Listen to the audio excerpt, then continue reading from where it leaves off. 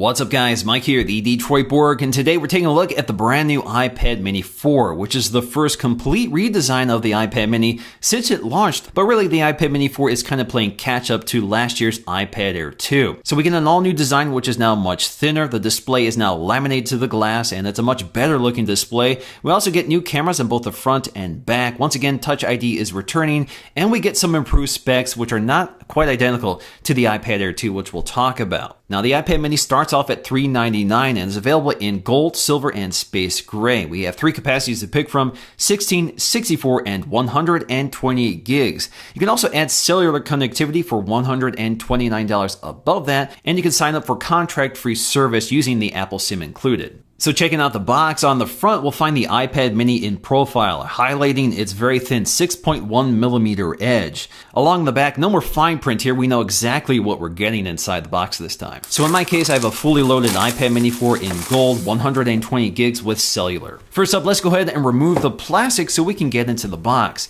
Lifting the lid, the first thing we'll see here is our iPad mini 4, which looks very familiar. As soon as we pick it up, we can see it's covered in this sort of frosted plastic, which we can peel off really easily. And there we go. First thing I noticed right away is just how thin and light the iPad mini 4 is. It is the lightest tablet Apple offers now, which is kind of nice. It feels really great in the hand right away, and I really like this gold color. It also feels really rigid with this nice aluminum construction. So let's set that aside for just a minute so we can take a look at the contents. First thing we have here is our literature packet. So if we pop it open, the first thing we'll see here is a SIM ejection tool if you get the cellular model. Below that, we'll find some paperwork, including a quick start guide. We'll also find our safety and warranty information below that, and a set of white Apple stickers. We also have our essential accessories, including a 10-watt travel charger. So this is a very familiar Apple accessory. We have our folding prongs which pop off, which allows you to either add an extension cable or swap out for different wall adapters if you're traveling. And of course, we have our neatly packaged USB to Lightning cable.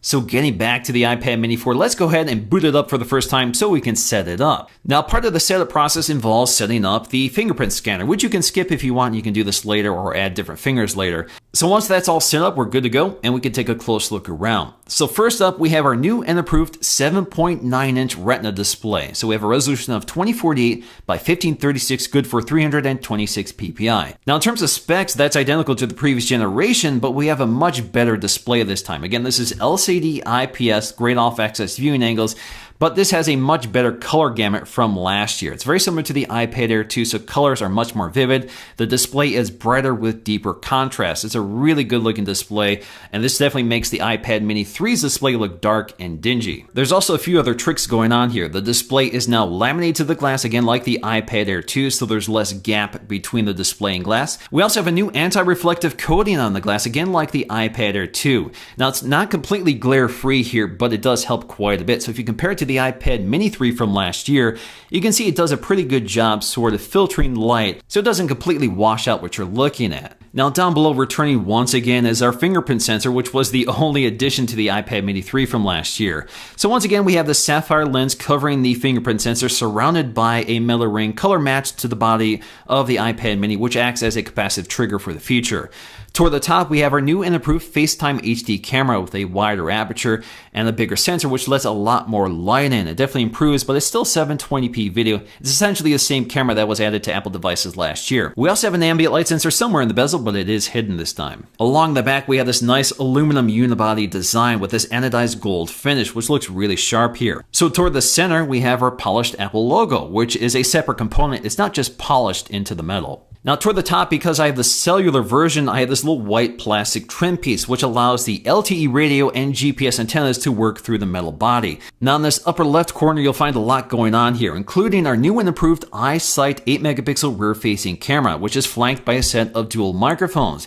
We also have our sleep-wake power button toward the top, and we have our new volume up and down keys along the side, which pick up that similar recession that we saw with the iPad Air 2, which is also polished, which looks kind of nice. Now, if equipped, along the lower right edge, you'll find your SIM tray. So again, this is a nano SIM, which you can eject, and included here is an Apple SIM, which means I can sign up for whatever cellular service I want. Toward the bottom, we'll find our Lightning connector with this color-matched frame surrounding it. We also have a set of stereo speakers, picking up the design of the iPad Air 2. Also in the upper right, we'll find our headphone jack with a color-matched insert.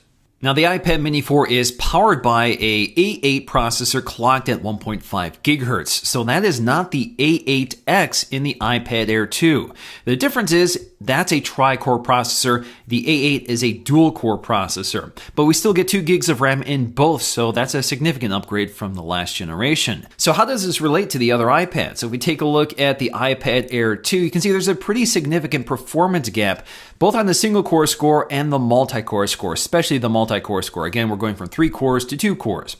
Now, compared to the previous iPad minis, we're seeing an incremental increase in terms of performance here for the iPad mini 4. Both the iPad mini 3 and iPad mini 2 were basically the same devices in terms of specs, but obviously a huge leap from the original iPad mini. So that means the iPad mini 4 picks up a lot of the multitasking features that were only available on the iPad Air 2. So that means the iPad mini 4 can support side-by-side apps instead of just slide over. This also means we get picture-in-picture. So for apps that support it, like Apple's video app, that means we can pop out a video, watch it as a thumbnail, resize it if we want, and tuck it to the side if we want to move it out of the way.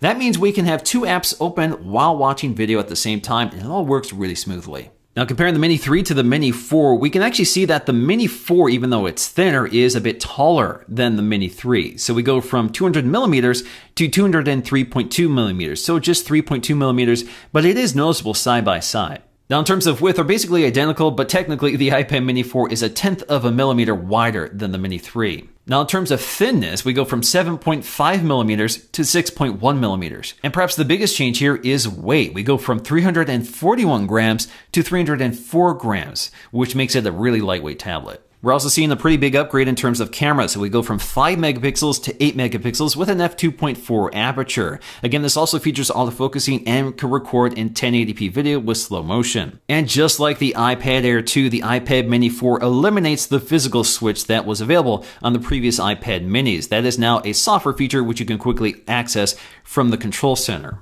They've also relocated the microphones from the top edge to just around the camera module. The idea here is that you are less likely to muffle them if they're in that position. Toward the bottom, we have a new speaker design, which is very similar to other Apple devices like the iPhones, the iPad Air 2s, etc. So it's just a single row of perforations instead of the double row from the previous generations. Now, if you look toward the top, you can see that that trim piece for the cellular radio is actually a bit wider on the new 4th generation. We can also see the headphone jack in roughly the same location, just modified for the thinness of the tablet. We also have the SIM tray in roughly the same location along the right side if equipped. Now, in terms of overall performance, the iPad mini 4 definitely feels really quick, but maybe not as quick as the iPad Air 2. But it's definitely a little quicker than the iPad mini 3. And if you compare them side by side, you can see navigating and launching apps is a little quicker on the iPad mini 4 versus the iPad mini 3. But again, not a huge departure. Now, in terms of Touch ID, this does not feature the new 2nd generation Touch ID on the iPhone 6s. So speed is about the same here. There really is no consistent difference. Now, as always, because the iPad mini is such a compact tablet with very narrow bezels, there is some degree of palm rejection or thumb rejection, in this case, along the edge of the tablet. So when you're gripping the tablet, you may overlap the display. Well, you don't have to worry about it because the software is aware of that, and it doesn't read that as an intentional press of the display and won't get in the way. Now, with a new and improved camera, we do pick up a new feature here, which wasn't available on the previous generation, which is burst mode. So all I have to do to take a burst mode is tap and hold the shutter release, and it takes a series of images, and you can go back later and select the image you want to save. So in terms of camera quality, once again, we have an 8 megapixel iSight camera on the back, a jump from the 5 megapixel from last year. Again, an f2.4 aperture, but if you combine that with the new A8 image processor built into the chip, we get really good results here. So images come out really clear and crisp with good exposure and color reproduction, although color tends to be a little washed out here. That's also the case on the iPad Air 2. We also have pretty impressive low light performance here, especially for a tablet. So images come out relatively clear and smooth. The camera is able to find focus fairly quickly and accurately, and we don't see a lot of that artifacting or interference that happens when overprocessing low light images. Video also looks great here, so Apple has really good software stabilization. There's no optical image stabilization here, but we do get excellent results in terms of handheld video. The only problem with this camera is that we do not have continuous autofocusing, so you will have to tap the screen to adjust focus if you change your shot. But again, video comes out clear and crisp with good detail, color reproduction, and exposure. So overall, a great camera system, very much like the one on the iPad Air 2. What's up guys, Mike here, the Detroit Borg, testing out the FaceTime HD camera on the iPad mini 4, which is a camera we saw introduced last year on the iPad Air 2 and the iPhones, but finally it's making it to the iPad mini. It definitely makes a big improvement here. Lets a lot more light in, but still records at 720p HD video. But in terms of FaceTime HD cameras, it's pretty good. Now in terms of gaming performance, although we don't have the potential that the iPad Air 2 has in terms of graphics performance, we do get pretty good results here for most games. And really, this is an excellent experience, and I doubt most people will find need for the processing power in the iPad Air 2 yet for most games they play. They've also improved the speakers of the iPad mini 4. It's not a huge improvement here, but audio does sound a little deeper, richer, and louder than the previous generation. Now, it's not quite as loud as the iPad Air 2, but it's very similar in quality. So let's go ahead and take a listen. What's up guys, Mike here, the Detroit Borg, with a really quick look checking out the new Lightning docks for the iPhone 6s and 6s Plus. So if you remember from May of this year, I did a review of the white plastic iPhone Lightning dock, which was a universal dock that basically worked with any iPhone that has a Lightning connector. It also works for iPod Touches or even the iPod Nano. Now in terms of battery performance, of course this varies depending on what you're doing, but with my Geekbench testing, I was able to get a little over 4 hours at maximum brightness, which is about what I expected. This is very similar to the previous generation. But of course you can do a lot better if you manage screen brightness. So in conclusion, I really like the iPad mini 4. I like its thin, lightweight design that finally picks up the new display from the iPad Air 2, which makes a huge difference. It makes the iPad mini from the previous generations